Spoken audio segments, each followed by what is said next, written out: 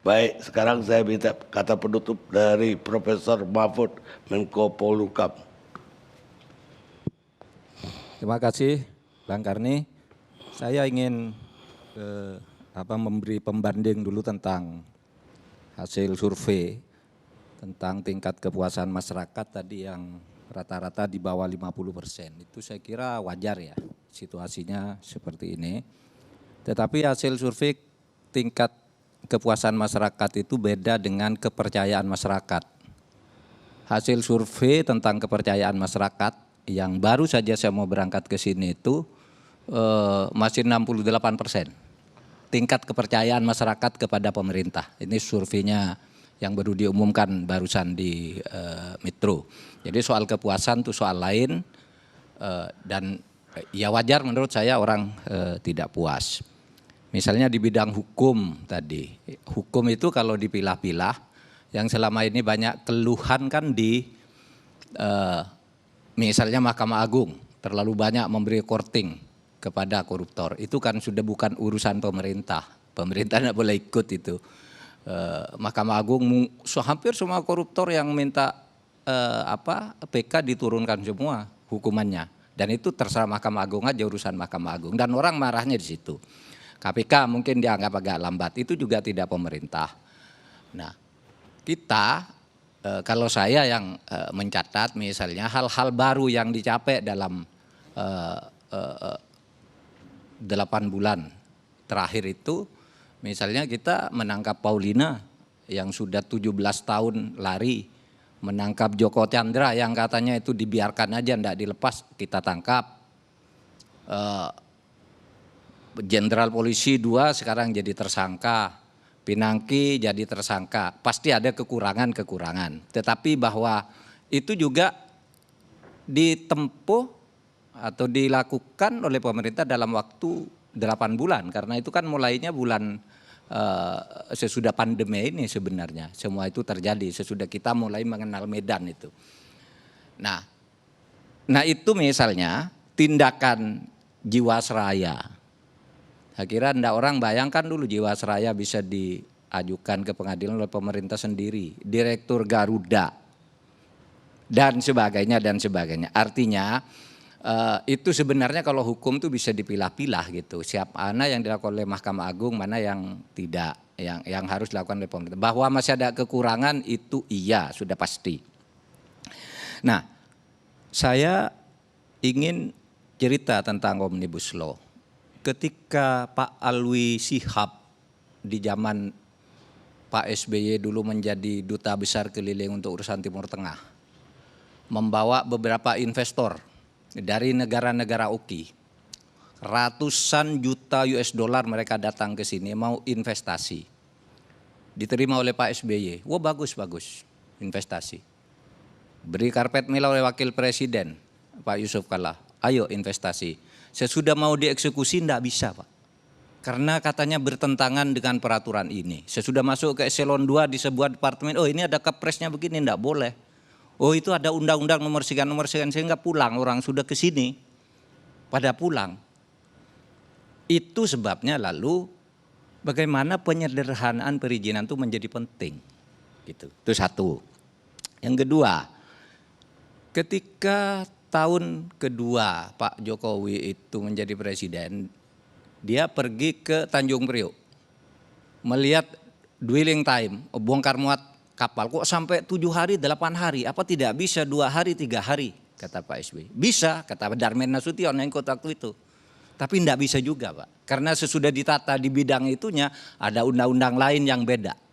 Sesudah diselesaikan di urusan bea cukai, wah ini imigrasinya lain lagi, ini lain lagi. Sehingga pada waktu itu, ini gimana sih caranya?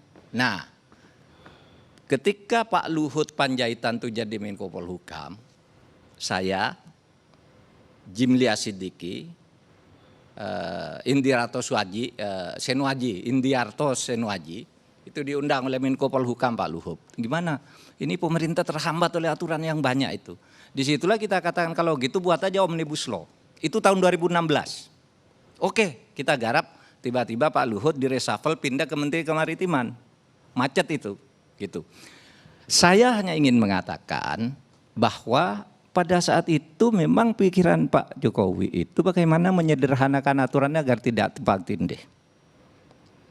Kemudian kami bekerja ikut membantu Kementerian Hukum dan HAM. Kalau tidak salah Mas Zainal ikut ya, tentang penataan regulasi.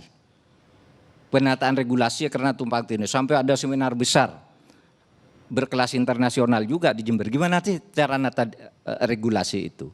Ya karena itu melihat hal-hal seperti itu.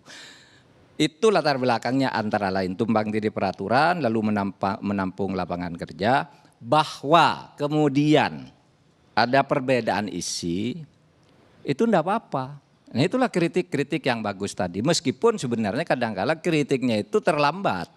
Karena begitu ada kritik, itu sudah dicabut. Yang dikritik itu diganti dengan masukan kritik. Seperti tadi kata Mas Bahlil soal tanah 99 tahun. Itu kan dulu pertama. Lalu orang enggak setuju, cabut. Cetak lagi bukunya berubah. Tebelnya berubah lagi. Makanya itu bukan beda versi karena diubah. Orang ribut soal pendidikan. Kok pendidikan nih begini? Cabut. Berubah lagi halamannya gitu. Karena itu dalam proses diskusi yang dari buruh yang Mas Iqbal, Said Iqbal itu yang demo besar-besaran itu sudah berapa kali ke kantor saya menyampaikan 13 usul perbaikan. Udah ditampung. Ditampung itu dalam arti mari dirembuk. Pasalnya berubah, cari jalan tengah. Ketemu misalnya, tapi ada yang walk out gitu. Kalau ada yang walk out kan harus diputuskan juga gitu. Nah yang seperti itu artinya proses penyerapan aspirasi itu ya menurut saya sudah jalan sih, menurut saya sudah jalan. Itu bahwa orang tidak setuju itu soal lain, kalau dicari salahnya semua undang-undang itu pasti jelek lah. Semua undang-undang pasti ada jeleknya. Itulah sebabnya kita membuat Mahkamah Konstitusi gitu. Mana ada undang-undang di Indonesia ini yang tidak diprotes? Yang tidak ada kan? Semua yang tahun ini semua diprotes. Yang tidak apa-apa gitu. Tapi negara ini kan harus jalan. Bukan kalau diprotes lalu berhenti kan begitu. Nah begini, saya bicara yang lain, menyangkut evaluasi itu. Saudara, banyak orang mengatakan, wah pemerintah sekarang ini enggak beres, tidak mengerti Pancasila. Gimana tuh? Sudah punya Pancasila, sudah punya undang-undang dasar kok tidak pemerintah sekarang tidak konsisten. Saya katakan tidak ada satu pemerintah pun di Indonesia itu yang tidak dituduh tidak mengerti Pancasila. Bung Karno itu jatuh karena dituduh tidak mengerti Pancasila, padahal beliau yang ngerti Pancasila. Iya kan? Katanya Bung Karno tuh, wah itu komunis. Nah suatu saat Bung Karno dituduh juga liberalis ketika membuat undang-undang agraria kan. Kalau komunis mestinya orang enggak boleh punya tanah pribadi. Tapi hukum agraria kita mengatakan boleh dengan batas sekian. Nah, Bung Karno itu liberalis atau komunis kan gitu. Akhirnya dia dianggap dekat komunis, jatuh juga dianggap melanggar Pancasila. Bung Karno lah ini. Sudah itu katanya Pak Harto bagus, jatuh karena dituduh melanggar Pancasila. Iya kan? Mana ada coba? Enggak ada. Habibie, wah ini hebat katanya. Pak Habibie di demo selama pemerintahnya, lalu dituduh juga tidak mengamankan Indonesia karena melepas Timur Timur. Dibilang anti NKRI, merusak Pancasila. Gus Dur sama, habis dia di demo sama perintahnya, katanya ini tidak bisa melaksanakan Pancasila, jatuh dia. Mbak Mega dituduh, wah ini jual aset negara bertentangan dengan Pancasila, bertentangan undang-undang dasar, di demo sepanjang pemerintahnya, sama. Pak SBY ya juga sampai didatangi oleh tentara-tentara, Anda nih mau enggak mengeluarkan dekret kembali ke undang-undang dasar, ini pemerintahan Anda ini melanggar Pancasila. Anti Pancasila lagi. Jadi sama sekarang juga dituduh begitu. Besok kalau Pak Gatot jadi presiden pasti sama akan ada mengatakan Anda enggak ngerti Pancasila. Kalau Rizal Ramli atau saya atau Pak Muldoko, Pak Karni jadi presiden pasti akan ada orang mengatakan anti Pancasila. Tidak ngerti Pancasila. Kenapa? Tafsir yang final dari Pancasila itu memang belum ada. Tidak ada yang ngerti. Bahkan yang dikatakan ekonomi koperasi sampai Bung Hatta wafat tahun 45 tidak ada konsepnya. Ditanyakan ke penguasa, kayak apa sih koperasi? Bukan kayak gitu, lalu kayak apa? Setiap orang memberi tafsir sendiri, merasa inilah Pancasila. Nah, apakah ini jelek? Tidak. Yang penting Pancasila itu sebagai ideologi, ideal gitu ya. Ideal itu ya. Oleh sebab itu ya sudah, kalau saya sih menafsirkannya Pancasila itu tafsirnya yang final tidak ada. Pancasila itu konsep prismatik. Yang bagus dari sini masuk, yang bagus dari sini masuk, kapitalisme oke, yang bagus, individualisme bagus karena menganggap manusia itu lahir bebas, komunisme bagus karena menganggap manusia lahir sama, ketemu di tengah menjadi prisma dia. Oleh sebab itu kebijakan setiap pemerintah tergantung pada kebutuhan saat itu. Bung Karno katakan yang Pancasila yang benar ini. Ternyata salah kata orang, jatuh dia. Pak Harto belok sebaliknya, jatuh juga. Gitu.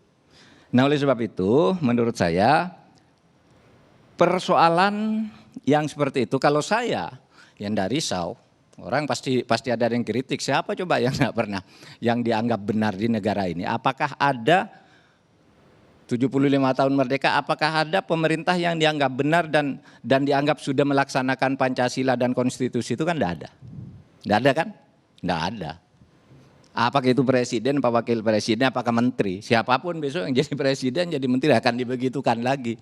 Tapi enggak apa-apa, itu demokrasi. Siapapun besok jadi presiden akan sama. Ini sejarah selalu berulang begitu.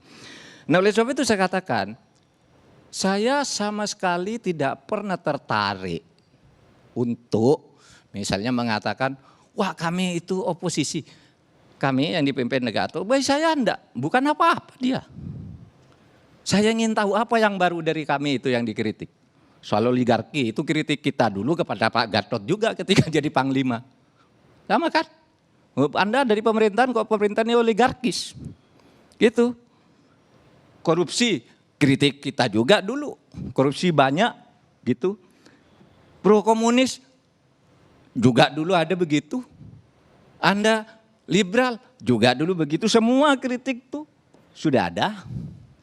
Sehingga saya tidak merasa wah ini ada pikiran baru dari kelompok ini, enggak ada. Saya ingin tahu apa yang baru dari yang sudah-sudah. Kritik kayak gini ini tadi kan tidak baru semua, mesti pemerintah pada posisi yang salah. Dan itu memang pemerintah harus dibutuhkan. Saya ketika di luar, ya harus begitu dong. Sesudah jadi pemerintah, mari siap dikritik, gitu aja. Lalu berdiskusi, itu namanya demokrasi, gitu. Nah, oleh sebab itu, saudara, saya ingin katakan, bukan hanya orang dikritik, bahkan orang juga sesudah memimpin itu meskipun ideal sebelum memimpin. Sesudah memimpin dapat dikatakan tidak bisa berbuat apa-apa di luar bidangnya. Mari kita mulai sekarang. Pak Amin Rais, hebat, lokomotif demokrasi. Tapi apa dia bisa mengubah Indonesia? Selama dia menjadi ketua lembaga tertinggi negara. Tidak berubah, korupsi masih banyak, krona-krone masih banyak. Padahal ketua MPR-nya waktu itu lembaga tertingginya Amin Rais. Katanya banyak komunis. Pak Gatot pernah jadi panglima. Mana komunisnya tidak ditangkap? Mau sekarang bicara komunis, gitu. Karena bukan Pak Gatot tidak mau, dia tidak berwenang di bidang itu pada saat itu, gitu. Sama sekarang, loh Pak Anda kok diem aja, kok orang dibebaskan dari korupsi, loh kan bukan bidang kita, itu ada yang ngurus orang lain. Pak kok DPR buat undang-undang gitu partai-partai, loh itu kan urusan di sana, kita tidak boleh intervensi. Nah itulah konsekuensi dari demokrasi. Kalau mau beres, tidak ada yang begitu-gitu, kembalikan pemerintah jadi otoriter lagi. Yaudah, ambil kau, lakukan apapun yang mau engkau lakukan, kita ikut. Nah, itu bukan demokrasi. Jadi kalau sekarang itu banyak kritik, sama aja dulu kita, Pak Din